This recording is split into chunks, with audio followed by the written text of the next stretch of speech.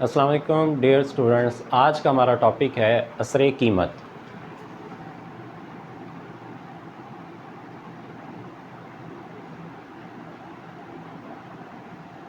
जिसको हम price fact भी कहते हैं। असरे कीमत या फिर प्राइस फैक्ट के मुताबिक ये होता है कि सारफ के तवाज़न के अंदर क्या तब्दीली होगी अगर एक्स शय की कीमत में तब्दीली हो जाए। यानी कि किसी भी शय की कीमत में तब्दीली की वजह से जो सारफ के तवाज़न में तब्दीली हो रही होती है, इसी को हम कहते हैं असरे कीमत कहते हैं। यानी कि जब कीमत चेंज होगी तो ज़ाहिर सी बात है सारफ का जो तवाज़न भी जो होगा वो तब्दील हो जाएगा। हमारे पास जो मौजूदा डाटा जो था, जो प्रीवियस टॉपिक में भी हमने यूज़ किया, वो ये था इनकम 10 है, प्राइस ऑफ एक्स 2 है, प्राइस ऑफ वाई 1 है। इसका मतलब है एक्स की 5 और वाई की जो है वो 10 कमोडिटी जो है वो परचेज़ कर रहा हूँ। एक्स शेयर की जो कीमत है मेरे पास 2 रुपये है, वाई शेयर की जो मेरे पास कीमत है वो 1 रुपये है। यहाँ पर एक्स शेयर की मैं 10 रुपये के अंदर रहते हुए जो है 5 कमोडिटी जो है परचेज़ कर रहा हूँ, और वाई शेयर की जो है वो आपके पास 10 कमोडिटी आ रही है। तो इसके मुताबिक जो मेरे पास ख़त बना था वो बनेगा, जहाँ पे सारफ का तवाज़न होता है,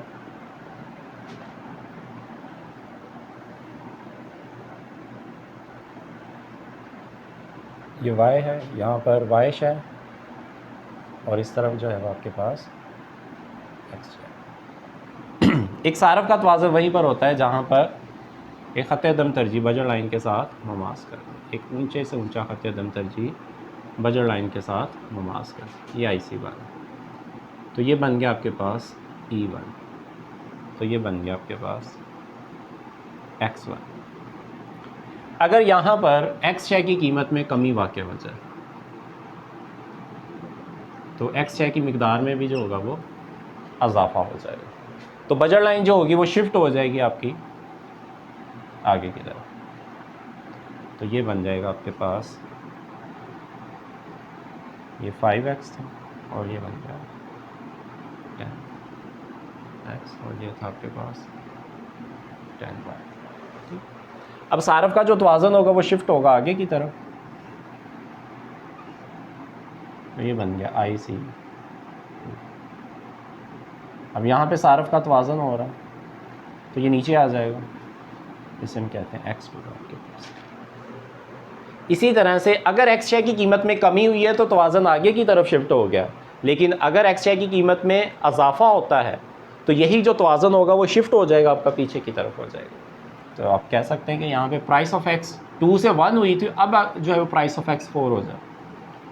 अगर एक्स शेयर की कीमत 4 पे हो जाए तो मैं एक्स शेयर की जो ज़्यादा से ज़्यादा इकाइयाँ खरीद सकता हूँ मैं, वो क्या होगा 2.5 होगा। इसका मतलब है कि बजट लाइन आगे शिफ्ट होने की बजाय एक्स एक्सिस की तरफ से पीछे की तरफ शिफ्ट होगी, जो इस चीज़ की नुमाइंदगी करेगी कि आमदनी एक्स शेयर की कीमत में तब्दीली की वजह से बजट लाइन जो है वो पीछे की तरफ जो थी वो शिफ्ट होगी।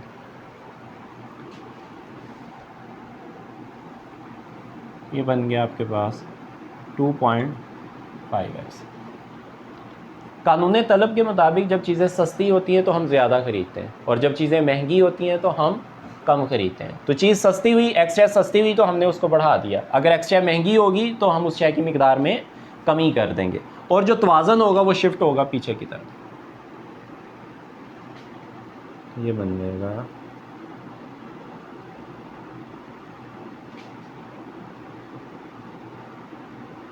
IC0, और ये कहलाएगा X0, और ये कहलाएगा आपका E0। अब आपके पास सारफ के तवाज़न के 3 पॉइंट आ गए, E0, E1 और E2। अब अगर इन तीनों पॉइंट्स को हम इकट्ठा कर लेते हैं तो हमारे पास जो पॉइंट बनता है वो क्या बनेगा, प्राइस कंजम्पशंस कर्व।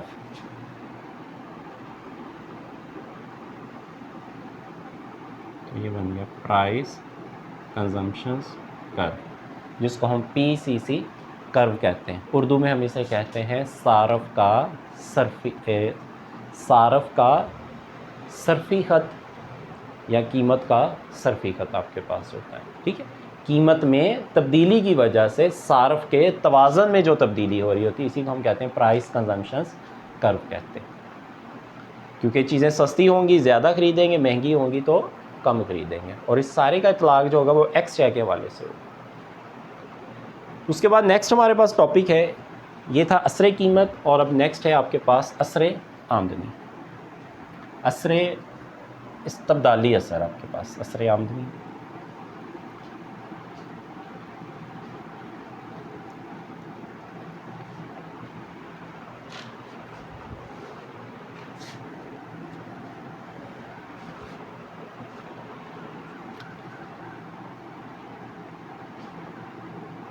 इस्तबदाली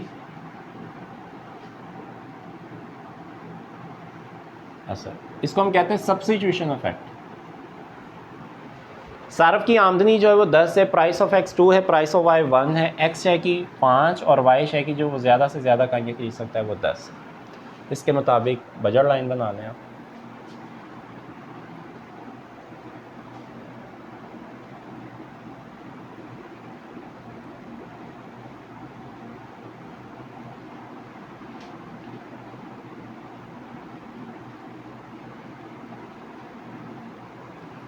ये सारफ का तवाज़ुन होगा। इस तब्दाली असर बेसिकली होता है कि जब एक्स शय की कीमत में कमी होती है, सारफ एक्स शय की मिकदार में इजाफ़ा करता है, लेकिन वो इजाफ़ा इतना नहीं करता जितना कि उसको करना चाहिए। उसका जो कीमत में कमी की वजह से जो उसकी हकीकी आमदनी में जो इजाफ़ा होता है उसको ख़त्म कर दिया जाता है। इसीलिए वो आगे वाले ख़त अदम तरजीह के ऊपर जाने की बजाय वो पहले ही ख़त अदम तरजीह के ऊपर रहने को तरजीह देता है। इसका मतलब है कि अगर एक्स शय की कीमत में कमी वाक़या होती है तो सारफ एक्स शय की मिकदार में तो इजाफ़ा करेगा, लेकिन आगे वाले बजट लाइन के ऊपर नहीं जाएगा। वो क्या करेगा, पहले ही ख़त अदम तरजीह के ऊपर रहने को तरजीह देगा। उसकी कोशिश होगी कि इसी ख़त अदम तरजीह के ऊपर जो है उसका तवाज़ुन हो। तो ये जो यहाँ पर एक्स शय की कीमत में कमी की वजह से जो बजट लाइन आगे की तरफ शिफ्ट हुई है, यहाँ पर सारफ की हकीकी आमदनी जो बढ़ी है उसके असर को कैंसिल किया जाएगा। तो उसको ख़त्म करने के लिए क्या होगा कि ये जो पैरल लाइन बनी है, आप ये जो एक लाइन बनी है, जो नई बजट लाइन बनी, आप बिल्कुल इसके एक पैरल लाइन बना दें। अब वो पैरल लाइन जिस जगह पे IC1 के साथ ममास बनाएगी वहाँ पर सब्स्टिट्यूशन इफेक्ट बनेगा, यानी कि चीज़ सस्ती हो रही है, हम उस शय की मिकदार में इजाफा भी कर रहे हैं, लेकिन इतना नहीं इजाफा होने दे रहे जितना कि होना चाहिए था। तो हकीकी आमदनी जो थी उसकी वो कम कर दिया। तो उसके लिए हमने क्या किया, जो नई बजट लाइन बनी है उसके बिल्कुल एक पैरल लाइन बना दी। हमने एक AA पैरल लाइन ली जो IC1 को E2 पॉइंट के ऊपर मुमास कर, तो यहाँ पर ये आपका नया पॉइंट बन गया, इसको हम कहते हैं X2, और इसी को हम कहते हैं ये सब्स्टिट्यूशन पॉइंट है। तो ये बन गया आपके पास सब्स्टिट्यूशन इफेक्ट।